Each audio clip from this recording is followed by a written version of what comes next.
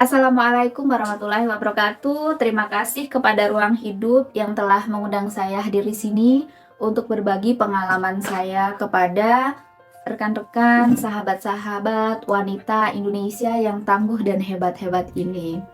Saya akan berbagi pengalaman mengenai perjalanan hidup saya selama tinggal di Korea Selatan. Ya, bagaimana saya bisa sampai di Korea? Jadi saya ke Korea itu dalam rangka menempuh pendidikan S3 saya di salah satu kampus di Korea Selatan ini yang terletak di Seoul, namanya Ewha Women's University. Ini kampus khusus wanita gitu ya.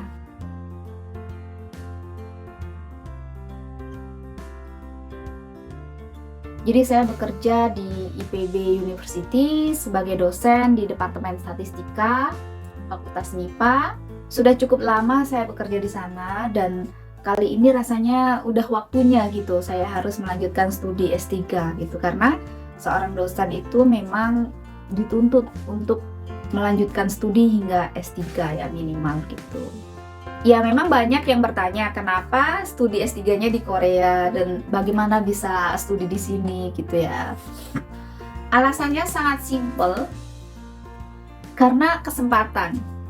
Jadi di saat saya sudah siap dan ingin S3 dan memang sudah harus S3, kesempatan yang ada adalah beasiswa Korea gitu. Jadi saya melanjutkan S3 di Korea ini melalui program beasiswa HIT Scholarship. Itu merupakan beasiswa ditujukan khusus untuk dosen atau faculty member untuk universitas-universitas se-ASEAN gitu. Salah satunya Indonesia. Nah, pada saat itu saya mencoba mendaftar gitu ya. Alhamdulillah ada jurusan yang masih relate sama major saya di IPB University gitu ya, karena saya ngajar di Departemen Statistika, jadi bidang ilmu saya adalah statistika. Lalu melalui jalur beasiswa ini ada kampus yang menawarkan beberapa program studi gitu, diantaranya adalah Artificial Intelligence and Software. Setelah saya lihat-lihat profesor di departemen ini, itu ada yang spesialisasinya masih related dengan bidang yang saya sangat minatin, yaitu mengenai big data analysis, kemudian data mining, machine learning, seperti itu.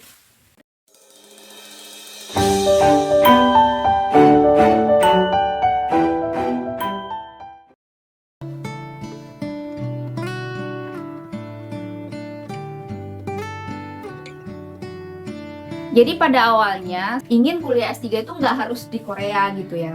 Tapi memang dari dulu, waktu saya muda sebelum nikah dulu, memang saya sempat menggemari drama Korea dan pernah terbersit di pikiran ingin tinggal di Korea gitu. Kenapa? Karena pada saat itu saya nonton drama Korea yang menampilkan keindahan Korea, terutama pada saat musim gugur gitu, saat ada salju, musim semi cantik-cantik. Kemudian saya melihat orang-orang Korea itu dalam berpakaian, karena yang saya lihat itu pada musim-musim dingin seperti itu pakaiannya itu sopan-sopan gitu ya. Nah, sehingga saya merasa ini negara bukan nggak banyak orang muslimnya, tapi dalam berpakaian mayoritas orang-orangnya tuh sesuai dengan standar sopan santun orang Indonesia, terutama yang saya yakinin gitu, yang saya sukai gitu ya. Nah, sehingga pada saat saya muda dulu, saya kepikiran tuh dan terbersit keinginan saya ingin tinggal di Korea. Akhirnya pada saat saya harus memutuskan saya kuliah S3, itu memang saya mencari negara lain juga sih. Saya sempat berpikir gitu, pengen ke negara yang berbahasa Inggris aja lah gitu, biar saya nggak usah belajar bahasanya terlalu banyak gitu. Cukup saya belajar bahasa Inggris aja sehingga nanti saya bisa fokus dengan studi gitu, nggak harus mikirin kesulitan-kesulitan berbahasa selain bahasa Inggris gitu. Tapi nggak tahu juga ya kenapa kayaknya takdirnya ini ke Korea gitu ya. Mungkin karena seperti ini, saya termasuk orang yang nggak mau mengerjakan hal-hal yang tidak saya sukai gitu. Jadi setiap ada tawaran beasiswa dari kampus lain, dari negara lain yang tidak ada bidang-bidang data analitik, kemudian machine learning, terutama untuk social science seperti itu ya, itu saya nggak minat gitu, nggak gitu. Saya nggak mau belajar seperti ini gitu, saya nggak mau menyemplungkan diri ke dunia yang bukan dunia saya gitu. Terus pada saat yang beasiswa Korea yang hit scholarship ini datang, saya merasa kayaknya dari pimpinan departemen juga mensupport banget. Bahkan saya dapat informasi ini jadi juga dari ketua departemen saya. Kemudian masalah jurusannya kok ini AI gitu, sedangkan saya statistik. Saya ingin yang bidangnya big data analytics seperti itu, tapi kok ini yang ada AI gitu. Terus ya berdasarkan saya konsultasi saya dengan ketua departemen, ini juga nggak apa-apa, ini masih related dan mungkin lebih keterapan lagi gitu. Terus ya it's okay gitu. Akhirnya saya memutuskan untuk apply beasiswa ini, dan alhamdulillah di menit-menit terakhir saya mendaftar, alhamdulillah ini jadi jalan rezeki, jadi jalan takdir saya untuk bisa hidup di Korea gitu.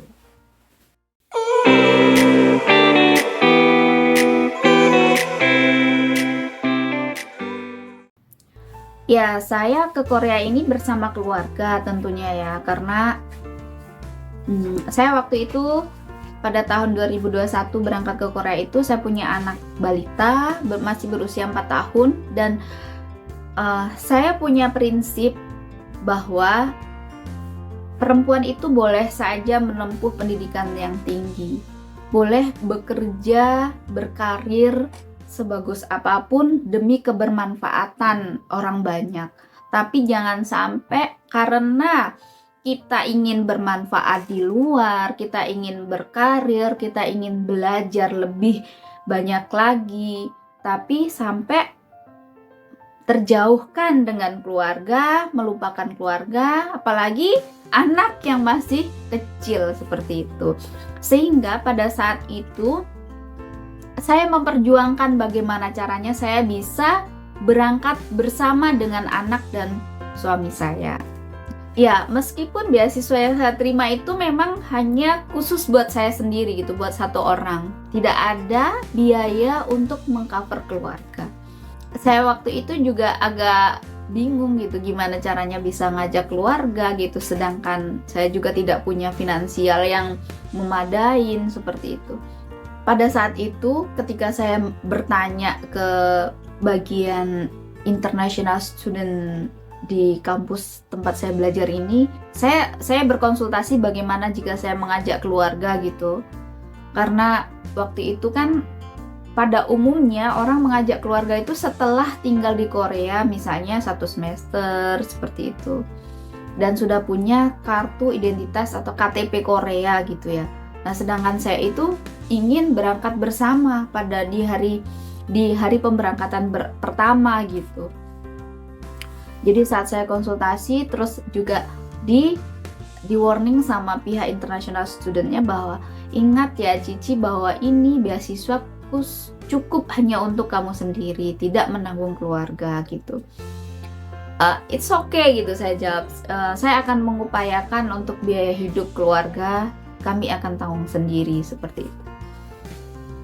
Dan ya pada akhirnya alhamdulillah gitu ya, dengan penuh perjuangan akhirnya visa untuk keluarga saya juga bisa di ACC dan kami bisa berangkat bersama. Nah, niat saya itu mengajak anak bareng sekalian ke Korea itu karena saya tidak ingin meninggalkan dia, kemudian saya tinggal sendiri di Korea fokus belajar, anak dititipin ke suami dan mungkin ke orang lain gitu. Saya tidak ingin hal itu terjadi, sehingga saya bawa semuanya ke sini gitu, bersama-sama menemani saya. Tapi ya memang benar, nggak semudah yang kita pikirkan gitu semuanya itu. Dengan membawa keluarga bareng saat kita studi di luar negeri itu juga banyak resikonya, yang tentunya kita tidak bisa seleluasa kalau kita single datang untuk studi di luar negeri gitu ya. Kalau kita sendiri pergi studi di luar negeri itu mungkin nggak terlalu banyak kesulitan-kesulitan yang dihadapin gitu. Tapi lain halnya dengan saya harus mikirin pada saat saya kuliah, anak saya harus gimana. sekolahnya gimana, sekolah di mana gitu. Nah, sehingga pada saat awal-awal saya sampai di Korea itu juga menjadi dilema yang sangat besar gitu, mengenai bagaimana menghandle anak saya ini gitu. Nah, pada saat itu juga masih musimnya corona gitu, alhamdulillah juga ya, masih musim corona, sehingga saya nggak harus ke kampus untuk kuliah gitu, cukup pakai Zoom. Namun walaupun pakai Zoom juga tetap problem itu selalu muncul gitu. Kadang-kadang ya namanya tinggal di ruangan yang nggak terlalu besar gitu, saat kita kuliah anak main ribut keganggu seperti itu dan sebagainya. Dan alhamdulillah juga karena bareng sama suami jadi kita bisa gantian. Jadi pada saat saya kuliah ya suami yang menghandle anak seperti itu. Jadi pada saat saya datang itu masa pendaftaran siswa baru itu udah tutup gitu. Itu kan bulan Februari ya. Nah, tahun ajarannya adalah Maret kan di sini. Jadi pendaftaran itu udah tutup dan saya juga nggak tahu pada saat itu gitu. Akhirnya anak saya kan belum sekolah. Saya nggak ngerti mau nyekolahin anaknya di mana gitu. Belum tahu kan di mana-mananya tempat TK dan daycare seperti itu. Tapi akhirnya pelan-pelan saya pelajarin gitu. Pernah dipertanyakan sama tetangga gitu, loh ini anaknya di rumah aja gitu, nggak sekolah tuh, suruh aja sekolah katanya, itu di sini ada daycare, ada TK gitu deket sini. Jadi kayaknya di sini tuh kalau melihat anak usia udah TK terus di rumah aja kayaknya agak aneh apa gimana gitu ya. Harusnya mereka tuh ya bersekolah tuh. Nah, akhirnya setelah 6 bulanan lebih kayaknya, setelah saya mencari di mana saya bisa nitipin anak ke daycare gitu, akhirnya dapatlah itu TK negeri di Korea. Sehingga anak saya sekolah di TK negeri itu dan saya bisa lebih tenang gitu kan. Jadi masalahnya bukan karena saya nggak mau terganggu saat saya sedang kerja, nggak seperti itu. Yang utamanya adalah saya melihat gitu, sepertinya ini kondisi sudah semakin nggak sehat gitu ya. Anak saya di rumah aja, nggak keluar gitu, nggak ada teman bermain, bahkan tidak bersosialisasi. Terus akhirnya menimbulkan hal-hal yang kayak kurang fresh gitu ya. Jadi kayak merasa jenuh gitu.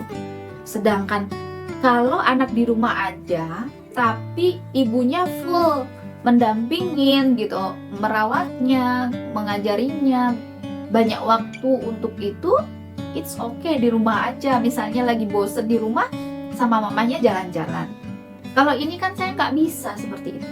Saya nggak bisa full time gitu untuk mendampingi anak karena saya harus belajar juga gitu kan.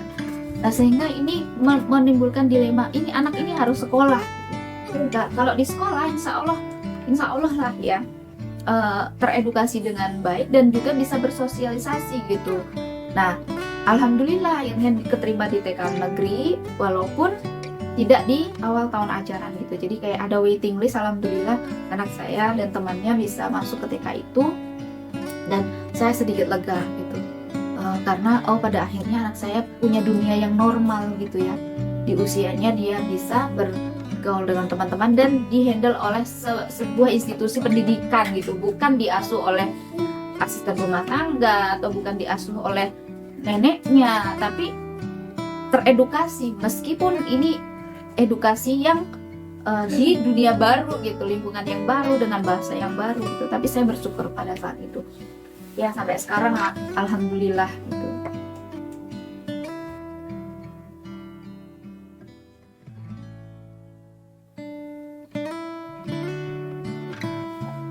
Nah, gimana mengatur waktunya? Sebenarnya saya nggak punya tips yang tips yang terbaik buat teman-teman semua mengenai masalah membagi waktu, karena saya juga masih terus uji coba dan terus belajar, dan dengan penuh drama juga, itu wajar sekali sering terjadi seperti itu. Nah, cuman pada prinsipnya adalah Saya nggak ngoyo dengan masalah karir saya gitu. Eh, bahwa saya pergi ke Korea ini ditugaskan untuk studi S3. Tapi di satu sisi saya sebagai personal, sebagai wanita, saya ini juga seorang ibu gitu, seorang istri. Saya punya keluarga, bahkan keluarga saya sudah merelakan untuk berkorban mengikuti saya, nemenin saya untuk menjalankan tugas S3 gitu. Tugas saya S3 ini kan bukan hanya untuk kepentingan pribadi saya sendiri gitu. Tentunya ini merupakan kepentingan institusi, dalam hal ini juga negara gitu ya. Bahwa saya itu diamanahi, ditugaskan untuk S3 ke Korea gitu. Sehingga sangat berat memang pelajaran yang saya hadapin. Tapi ya alhamdulillah, karena saya tidak terlalu menargetkan sesuatu itu yang perfect dalam hal kuliah ini. Yang penting saya mengikuti dengan baik gitu, saya mencoba belajar terus gitu, sehingga saya tetap mengalokasikan diri waktu untuk mendampingin anak gitu. Gimana ngatur waktunya? Ya sesuai dengan jadwalnya ya. Misalnya karena anak saya sekolahnya di sekolah Korea gitu ya, walaupun alhamdulillah sebenarnya di Korea ini sekolah itu semuanya gratis kalau di sekolah negeri. Pas awal-awal masuk, pas waiting list itu di semester itu masih ada biaya sekitar 30-an ribuan gitu ya, mungkin sekitar 350 ribu rupiah atau 400 ribuan gitu satu bulannya. Nah, tapi setelah semester berikutnya tuh pemerintah memberikan kebijakan semuanya itu gratis dari TK gitu ya, dari TK gratis, dan tidak bayar uang sekolah apapun, bahkan dapat susu, dapat snack, dapat makan, semuanya gratis. Nah, tapi karena ini sekolah Korea dan kita Muslim, maka ada limitasi untuk makanan gitu, harus cari yang halal. Dan di sekolah itu sebenarnya kita bisa apply, bisa mengajukan request gitu, misalnya untuk yang ini ABC, makanan ABC kita nggak bisa makan gitu, jadi makan yang lain gitu. Nah, tentunya karena itu kalau pagi ya menjadi rutinitas yang ya riwah ya, pasti biasa ya, pasti masak, nyiapin bekal yang kayak gitu-gitu tuh udah menjadi kayak default tugas saya pagi-pagi itu. Sampai anak berangkat sekolah baru saya ngurus diri sendiri gitu. Terus setelah semester berikutnya saya merasa kayaknya saya harus lebih fokus, lebih serius lagi. Jadi saya pernah juga daftarkan dia untuk pulangnya jam 5. Jadi dari jam 9 masuk sekolah sampai jam 4-an itu tadi Hafiz itu udah di-handle di sekolah. Sehingga ya membagi waktunya ya dengan gampang sekali. Saat anak saya sekolah, saya sekolah juga gitu. Saat anak saya sekolah, saya mengerjakan tugas gitu. Karena kan kuliah untuk PhD kan nggak tiap hari, ya kan. Kalaupun tiap hari ada kan nggak full gitu ya. Memang ada waktu-waktu untuk mengerjakan tugas. Walaupun kuliahnya sebentar, bebannya itu memang banyak gitu ya. Tapi kan kita bisa menghandle itu. Misalnya pada saat anak saya sudah harus pulang, saya belum selesai kerjanya, ya saya lanjutkan malam, seperti itu. Kalau nggak lagi darurat banget, saya nggak buka-buka laptop. Udah, berarti jadwalnya anak ngapain, misalnya masih makan, terus cerita-cerita, terus belajar bareng, dan main bareng, seperti itu sampai nanti dia tidur. Dia waktunya tidur, saya masih bisa untuk buka laptop lagi, berarti saya kerja lagi. Tapi kalau enggak ya saya istirahat juga gitu. Ya ada masa-masa di mana saya harus mengurangi waktu tidur, ada masa-masa saya harus begadang, kemudian bangun dini hari, seperti itu. Itu ada masa-masa seperti itu. Kita usahakan agar anak ke-handle ya. Jangan sampai anak itu nggak ke-handle, kitanya pinter, ibunya nambah pinter, banyak ilmu, semakin banyak perannya di luar gitu. semakin ini itunya maju, tapi misalnya keluarga jadi enggak, anaknya jadi enggak terhandle dengan baik gitu, itu juga kita nggak sukses kalau seperti itu gitu. Saya inginnya ketika saya sukses itu berarti keluarga saya juga sukses gitu, suami saya sukses, anak-anak juga sukses nantinya, seperti itu. Jadi masalah pembagian waktu itu ya gitu, fleksibel tapi ada prinsipnya. Tetap utamakan anak kepegang gitu. Jangan sampai anak ini terbengkalai gara-gara kita gitu. Ya pasti ada terbengkalainya, itu nggak bisa dipungkiri. Sebagai ibu yang punya amanah lain, harus bekerja atau harus belajar, pasti ada sedikit terbengkalainya, dan itu menjadi catatan-catatan kekurangan-kekurangan setiap saat yang harus dievaluasi dan dicari solusinya nih. Oh, kalau ada bolongnya seperti ini harus gimana gitu.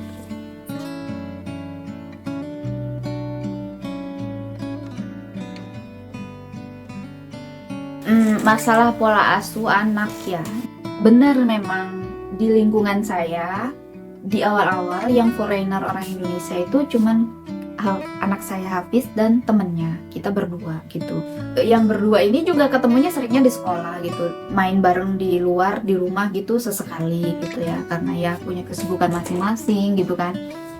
Nah tapi akhirnya setelah SD ini berpisah gitu, jadi anak saya sendiri yang tinggal bersama orang-orang Korea di sekolah, jadi hanya anak saya sendiri yang foreigner gitu. Jadi pada saat tahun pertama di Korea itu ya alhamdulillah ya masih ada teman Indonesia tadi satu orang, sehingga selain di sekolah sering ketemunya di sekolah, jadi mereka masih bisa berbahasa Indonesia di sekolah gitu. Kadang lucunya Sonsengmimnya gurunya itu pakai translator untuk diterjemahkan ke bahasa Indonesia katanya gitu, terus nanti diperdengarkan suaranya gitu ya. Nah sehingga ya kalau di sekolah ya pertemanannya sama anak-anak Korea, di luar sekolah nggak berteman dengan siapa-siapa kecuali si temen yang tadi itu. Sesekali pun itu, nggak sering juga gitu. Kalau pas lagi ada momen bareng gitu, bareng atau pas ada jadwal, misalnya nih ada jadwal mau ke ada nih sekolah Indonesia, kayak TPA-nya anak-anak Indonesia di masjid gitu ya. Pas seperti itu bisa bertemu dengan teman gitu. Jadi temen yang sering ketemu itu ya temen yang sama-sama sekolah di situ, yang sama-sama pergi bareng dari Indonesia, sama-sama pergi bareng itu pun nggak sering main di rumah, main di luar sekolah itu pun nggak sering. Tapi alhamdulillah lah ya ada gitu. Kalau dengan anak Korea ya nggak bermain dengan anak Korea di luar sekolah, nggak pernah gitu, belum punya teman. Di tahun pertama itu nggak ada.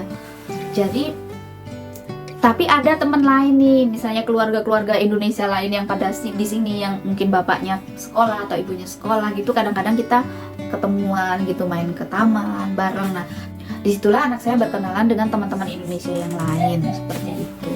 Pada momen-momen seperti itu, dan alhamdulillah di sini kayak taman-taman tuh banyak tempat berkumpul kita itu indah-indah sekali gitu. Jadi emang menarik sih ya gitu.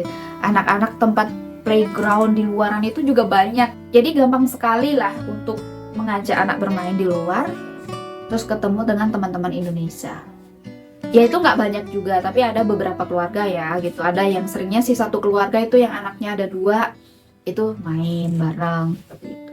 Kalau untuk hari-hari kerja itu kan karena anak saya juga pulangnya udah sore, kita juga pulangnya udah sore, jadi ya udah tinggal sama orang tuanya. Nah karena di sekolah itu nggak mendapatkan pendidikan agama, berarti di rumah itu belajar Iqra-nya. Di rumah itulah waktu terbaik untuk menanamkan nilai-nilai agama, kemudian pelajaran agama. Jangan sampai juga nanti anak saya nggak bisa baca Quran gitu gara-gara sekolah di Korea gitu kan. Jadi akhirnya ya kita orang tuanya harus mengajarin juga gitu. Nah untuk masalah bahasanya ya, jadi di awal-awal itu ya cemplungin aja ke sekolah Korea itu. Enggak, saya juga nggak bisa bahasa Korea gitu ya, saya baru belajar juga bahasa Korea, kemudian temen orang Korea juga nggak punya. ya bener-bener asing lah di sini gitu. Jadi ya gitu, dicemplungin aja, masuk aja ke sekolah. Namanya anak-anak, alhamdulillah ya lama-lama bisa. Tapi saya berusaha gini, saya ingin anak saya ini juga terpapar buku-buku berbahasa Korea gitu. Nah sehingga ya saya coba carikan gitu. Dan di sini itu kita sebagai mahasiswa itu tergolong orang yang ya mungkin orang miskin lah ya di sini, bukan orang yang berada, mungkin menengah ke bawah gitu. Jadi harga-harga apa-apa itu tergolong mahal buat kita mahasiswa. Namun alhamdulillah tuh ada kayak fasilitas marketplace untuk jual beli barang second ataupun barang baru yang sudah nggak dipakai. Misalnya barang baru yang nggak ingin dipakai oleh pemiliknya tuh dijual di situ. Nah pada saat itu saya kepengen sekali anak saya itu juga terpapar buku-buku berbahasa Korea. Tapi kalau saya beli di toko buku baru itu kan mahal gitu harganya. Waktu itu saya merasa kalau untuk beli banyak ya nggak sanggup lah gitu. Jadi ya kalau yang 1-2 kayak misalnya buku-buku Robokar Polri yang kecil-kecil sama mainan mobilannya itu masih bisa diberikan. Tapi untuk memiliki banyak buku berbahasa Korea itu ya saya hanya bisa ini ya berdoa gitu.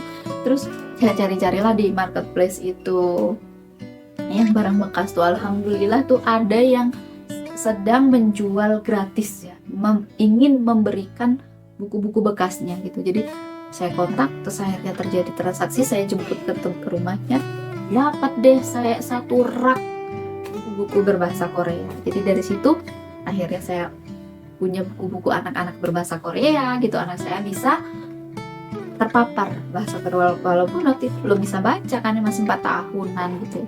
4 tahun, iya 4 tahun mau 5 tahun kan yang di semester berikutnya. Jadi anak saya itu dibawa ke Korea itu pas habis ulang tahun yang ke-4. Jadi seperti itu saya menceburkan anak ke sekolah Korea sampai akhirnya dia bisa berbahasa Korea dengan sendirinya tanpa diajarin. Saya juga tetap nggak pintar bahasa Korea, walaupun saya belajar ya masih ya terbata-bata seperti itu. Bahkan sekarang ya pintaran dia daripada saya gitu. Sampai akhirnya sekarang pertemanan dia dengan orang-orang Indonesia itu tetap terjaga ya, walaupun mungkin ini sebulan sekali atau 2 minggu sekali di acara itu belajar yang namanya ada Rumaisa School. Ini seperti program TPA buat anak-anak Indonesia di masjid gitu. Jadi saya juga merasa biar anak saya ini tetap terkoneksi dengan Indonesia, tetap bermain sama anak Indonesia dan tetap terpapar keislamannya. Jadi saya sering ajak dia ke masjid. Kalau ada acara Rumaisa School saya ajak gitu, dan ya alhamdulillah. Jadi ya walaupun nggak bisa seimbang seperti di Indonesia, tapi anak saya ngerti gitu sedikit. Oh saya ini orang Islam. Oh saya ini harus makan yang halal. Saya ini mesti belajar bisa baca Quran seperti itu.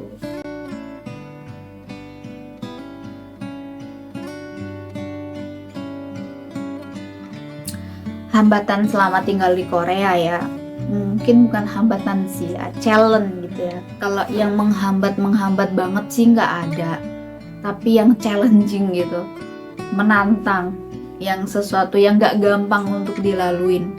Pertama faktor karena negara Korea bukan negara Muslim, dan yang kedua karena bahasa, karena saya nggak bisa bahasa Korea dengan baik. Bahwa pertama masalah ini ya, kita sebagai Muslim tinggal di Korea itu emang challenging gitu, nggak mudah dalam hal misalnya mau menjalankan sholat. Kalau di Indonesia jalan-jalan kemana-mana ada musola ya kan, dengan gampang sekali kita itu bisa sholat pada tempatnya. Kalau di sini ya kita sholatnya di tempat seketemunya gitu. Misalnya saya ke kampus di lab, ya saya sholat di lab gitu. Kalau saya ke kampusnya di library gitu, kita harus nyari space yang memungkinkan kita untuk bisa sholat di dalam library tanpa, kalau bisa jangan sampai ketahuan orang seperti itu. Atau misalnya lagi di gedung depan yang tempat belajar bersama gitu, kadang kan di lorong-lorong yang orang jarang lewat gitu. Kalau kita lagi main ke taman ya kita sholat aja di taman di bawah pohon seperti itu. Dan ini kalau dan ini membutuhkan mental yang kuat ya untuk bisa sholat di tempat umum yang bukan pada tempatnya dan dilihatin oleh orang yang bukan muslim gitu. Ini challenging banget sih menurut saya. Dan gak semua teman-teman kita yang muslim itu mau sholat di tempat umum dilihatin orang seperti itu. Saya juga mikir-mikir dulu sih, misalnya oh ini masih bisa nggak diatur, misalnya jam zuhurnya masih mungkin nggak nanti kita ke tempat yang bisa sholat di tempatnya, misalnya melewati musola itu atau bisa sampai di rumah gitu. Kemudian challenge besar yang bagi kita muslim yang tinggal di Korea itu selain masalah sholat juga masalah makanan tentunya ya. Kita hidup ini kan nggak bisa terlepas dari makanan gitu, bahwa mendapatkan makanan halal di Korea itu nggak segampang di Indonesia tentunya, dimana kalau kita belanja produk-produk di supermarket atau di toko-toko itu kan kalau di Indonesia hampir semuanya berlogo halal, jadi kita nggak ragu. Kalau di sini sulit sekali itu, kecuali produk-produk impor ya, di toko jajanan yang banyak menjual produk-produk impor itu baru mungkin kita bisa temukan halal Malaysia, halal Thailand, halal Indonesia seperti itu, atau yang dari negara Arab seperti itu. Kalau yang produk Korea sendiri ya kita harus jeli gitu. Kalau nggak ada logo halal berarti kan terkait dengan ingredientnya, apakah ingredientnya mengandung daging. Kalau saya termasuk orang yang tidak memakan daging ayam dan daging sapi Korea yang tidak berlogo halal gitu, sehingga ya ini juga menjadi lebih restriksinya jadi lebih banyak lagi gitu ya, nggak hanya babi aja gitu yang tergolong tidak halal gitu. Nah, sehingga lebih berhati-hati lagi lah gitu.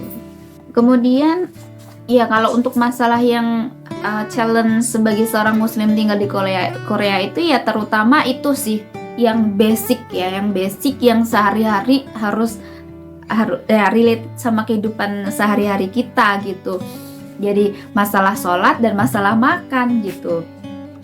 Sehingga saya sangat bersyukur ketika saya tidak harus ke kampus untuk bekerja sebagai mahasiswa PhD gitu. Kalau teman-teman lain kan harus ke lab gitu ya, harus ngerjakan di kampus gitu. Tapi sebenarnya kalau ke lab juga masih agak enak karena mungkin kita bisa menjelaskan ke teman-teman lab kalau kita ini muslim harus sholat gitu. Mungkin masih akan adalah space sedikit di dekat meja kita buat sholat seperti itu. Yang parah itu kan kalau kita ke tempat umum, misalnya ke mall atau ke taman atau ya pergi keluar yang tidak sedang ke masjid gitu ya, itu akan sulit sekali menemukan tempat sholat. Walaupun ada sih beberapa tempat sholat prayer room itu disediakan kayak di Tourist Information Center gitu juga ada, kadang-kadang ada juga beberapa mall besar gitu, ada juga yang sudah menyediakan tempat sholat ya, tapi ya tentunya sangat ibaratnya berapa 0,0 sekian persen gitu ya dari dibandingkan di Indonesia tentunya.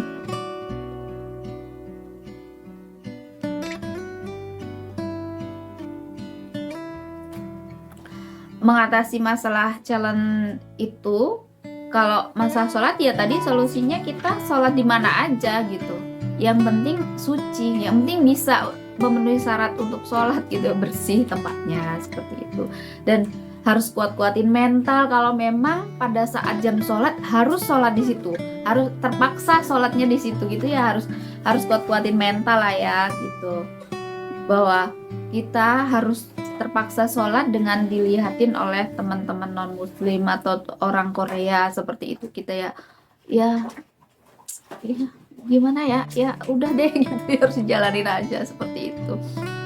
Kalau masalah makanan ya menyiasatinya sering-sering masak gitu. Kalau beli produknya lihat ingredientnya, apakah dia halal certified atau enggak. Kalau enggak ya baca ingredientnya. Kemudian kalau dulu ketika saya belum lancar baca bahasa Koreanya, ada aplikasi scanner yang bisa nyeken produk, oh ini mengandung benda-benda yang tak halal gitu, zat-zat yang tak halal gitu, ada keluar. Fasilitas yang tempat produksinya juga seperti itu.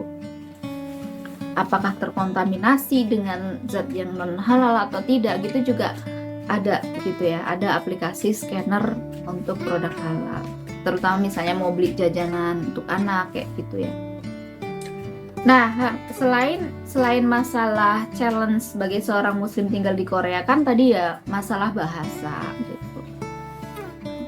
Gimana ngatasinya? Alhamdulillah sih ada translator yang baik ya di sini gitu. Jadi namanya Papago. Jadi kalau nggak pakai Google Translate ya Papago. Papago itu translatornya Korea. Jadi kalau saya nggak ngerti bahasa Koreanya, saya nggak bisa ya pakai Papago gitu. Pakai Papago, kemudian nanti disuruh dengerin suaranya atau ya ditunjukin tulisannya gitu. Misalnya pas belanja nggak ngerti ya pakai Papago gitu. Atau ngomong sama orang yang harus nanya something, misalnya kita mau nanyain arah atau gimana, pada saat kita nggak bisa ya pakai Papago. Atau kalau memang ini memungkinkan bisa berbahasa Inggris ya kita pakai bahasa Inggris gitu. Dan tentunya di tahun pertama kedua itu saya intensif sih belajar bahasa Koreanya ya, masih lah gitu, masih semangat gitu belajar bahasa Korea, kepengen banget sih bisa belajar bahasa Korea. Tapi setelah tahun ketiga sepertinya saya lebih interest untuk cepet selesaikan disertasi, sehingga bahasa Korea itu saya tinggalkan gitu, saya stop belajar bahasa Korea. Nah, tapi saya tetap menggunakan bahasa Korea karena saya berinteraksi dengan anak dan orang tua dari teman-teman anak saya gitu, atau masih berhubungan dengan pihak sekolah anak saya yang mengharuskan berbahasa Korea kan gitu. Kalau dengan profesor saya bisa berbahasa Inggris, walaupun sesekali profesornya juga ngajak bahasa Korea gitu. Tapi kalau untuk urusan kampus, alhamdulillah saya tidak ada hambatan yang signifikan gitu. Hubungan dengan profesor juga lancar, untuk administrasi juga lancar, ngerjain disertasi juga ya sulit sih memang karena materinya itu hal yang baru buat saya. Tapi ya sejauh ini tidak se-challenging saat berkehidupan di Korea gitu. Jadi bahwa kita tinggal di Korea untuk studi itu bukan urusan studi aja gitu ya yang akan kita hadapin, apalagi bawa keluarga. Justru masalah yang lebih besar itu masalah menghandle keluarga ini, karena sekarang ini yang bersekolah ini bukan hanya saya, anak saya juga. Jadi malahan seringkali juga energi besar harus saya alokasikan untuk mengurus sekolahnya anak saya gitu, mendampingin dia belajar ya teksnya berbahasa Korea gitu, menerjemahkan dokumen-dokumen yang harus dibaca dan disubmit, diisi formulir dan sebagainya yang berbahasa Korea, konsultasi dengan gurunya yang berbahasa Korea gitu ya. Jadi setelah saya 2 tahun belajar ya alhamdulillah dengan terbata-bata dan nangkep 60% gitu ya, lumayan gitu. Itu sudah sangat membantu. Nah, kalau dulu-dulu waktu dia masih TK, anak saya TK, saat ada jadwal konsultasi dengan guru gitu kan, ada jadwal konsultasi wali murid gitu ya, itu saya minta bantu temen yang bisa bahasa Korea gitu. Ya alhamdulillah kita jaga hubungan baik dengan teman-teman Indonesia karena kita sama-sama di perantauan gitu. Jadi saat kita kesulitan pun kita saling bantu gitu. Kemudian kalau masalah pergaulan ya, membesarkan anak di lingkungan Korea gitu ya, di lingkungan yang kita ini minoritas banget gitu. Kita sendirian di lingkungan semuanya orang Korea. Gimana saya mau membesarkannya? Ya saya jalani seperti yang saya ceritakan tadi, seadanya, dengan banyak berdoa aja, kemudian pasrahin aja. Saat saya mengantar anak ke sekolah, setelah anak itu masuk, saya berdoa agar anak saya dijaga sama Allah, diberi pemahaman, bisa mengikuti pelajaran, bisa bergaul sama temannya yang baik, bisa menjaga akhlaknya sebagai seorang anak muslim. Itu sih yang saya terus inginkan gitu, saya jaga, saya doakan gitu. Semoga saya nggak bisa menjaga di sampingnya dia selalu, tapi Allah yang menjaganya gitu. Ya sampai sejauh ini saya di rumah sampai sejauh ini ya belum ada lah hal-hal yang sangat signifikan problem terjadi gitu, masih lancar. Bahkan ya anak saya bisa berteman dengan anak-anak Korea. Kemudian kalau di rumah ya saya tinggal mengisi nuansa-nuansa yang nggak dapet di sekolah, nuansa Islamnya, karakter orang Indonesianya gitu ya, seperti apa gitu kita terapkan di rumah gitu. Jadi pada prinsipnya kita mau tinggal di mana aja, hidup di mana aja, apapun pekerjaannya, apapun profesinya, itu akan selalu ada challenge ya, selalu ada. Kalau kita anggap sebagai hambatan ya mungkin itu hambatan ya, kerikil-kerikil kecil yang membuat perjalanan kita tidak mulus, itu selalu ada. Tinggal di Indonesia juga pasti ada challenge-nya gitu, cuma memang berbeda.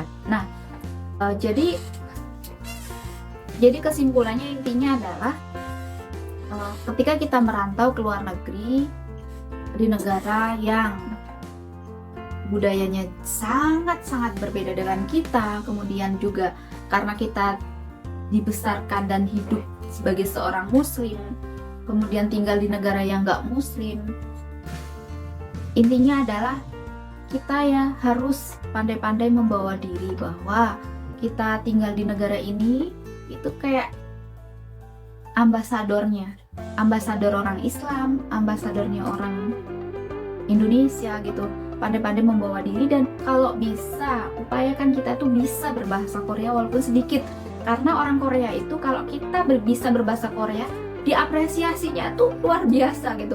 Wah, bagus banget bahasa Koreanya, walaupun mungkin hanya 0, sekiannya kemampuan kita itu gitu. Terus juga kalau kita bersama keluarga di sini ya harus saling kerjasama sih. Ayah dengan ibunya harus saling kerjasama untuk membesarkan anak di lingkungan yang kita minoritas. Kemudian juga anak ya sedikit-sedikit diajarin mandiri pelan-pelan sesuai dengan tahapan umurnya, dan dijelaskan juga bahwa kita ini tinggal di negara orang. Kita harus pandai-pandai membawa diri gitu, agar kita tetap bisa diterima di lingkungan yang berbeda dengan kita.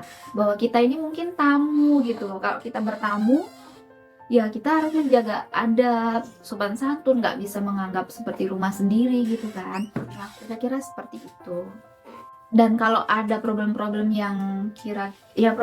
yang sangat krusial, signifikan, yang menghambat banget, alhamdulillah belum ada. Tapi kita dan saya sendiri senantiasa untuk berdoa supaya Allah itu nggak ninggalin kita, menjaga kita, nemenin kita, membantu kita saat dari hari ke hari kehidupan kita di sini. Semoga dilindungi dari hal-hal yang buruk, kemudian dilindungi dari hal-hal yang menyulitkan, dan memampukan kita untuk menghadapi hal-hal yang kalau kita tanganin sendiri mungkin nggak mampu gitu, tapi atas pertolongan Allah insya Allah kita bisa melewatin semua itu sih.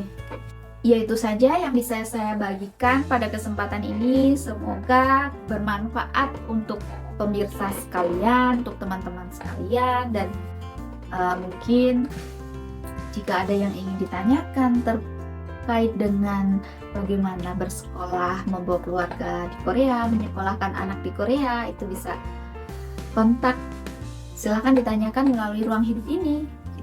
Terima kasih banyak. Assalamualaikum warahmatullahi wabarakatuh.